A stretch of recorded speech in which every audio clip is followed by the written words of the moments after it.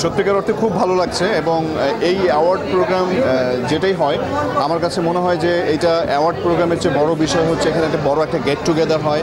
এখানে বিভিন্ন সেক্টরের, যেমন আমাদের সিনেমার, নাটকের, মিউজিকের, সোশ্যাল মিডিয়ার বিভিন্ন সেক্টর থেকে মানুষ আসে এবং বিশিষ্ট ব্যক্তিরা আসে, সবার সাথে দেখা হয়। সো এটা আসলে অনেক সুন্দর একটা আয়োজন, যে আয়োজনে আসলে আমরা থাকতে পেরে সবার সাথে অনেকদিন পরে দেখা হয়, একটা সুন্দর একটা গেট টুগেদার হয়।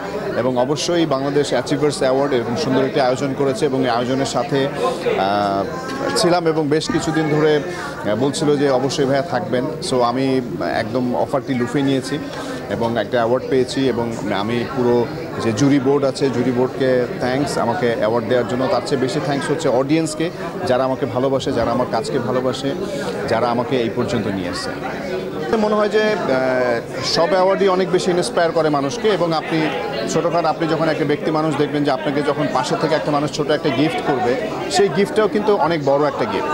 সো প্রত্যেকটা অ্যাওয়ার্ড অনেক মানে মিনিংফুল এবং ইন্সপায়ারিং। সো অবশ্যই সেটা ভালো লাগছে।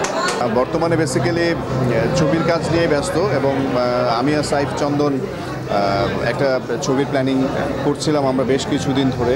সেই ছবিটা আমরা প্ল্যানিং করছি নেক্সট জানুয়ারিতে এবং আমার কাছে মনে হয় যে সেই ছবিটার প্ল্যানিং সবাই জানতে পারবে আস্তে আস্তে করে। এবং বেসিক্যালি নভেম্বর এবং ডিসেম্বর এই দুটো মাস আসলে বিভিন্ন ইভেন্ট নিয়ে দেশের বাইরে থাকবো। সো একদমই দেশে থাকবো না, সেই কারণে হয়তো এখন আসলে কোনো প্রমোশন বা এখন কোনো সোশ্যাল মিডিয়া মানুষকে বলবো না, বাট আমার কাছে মনে হয় যে জানুয়ারি থেকে কোনো আপডেট পাওয়া যাবে।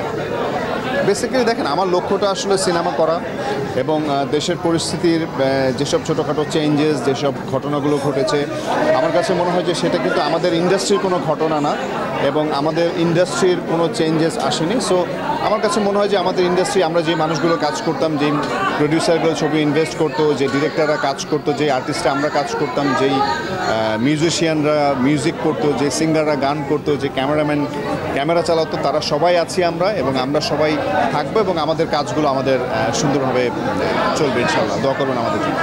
Thank you.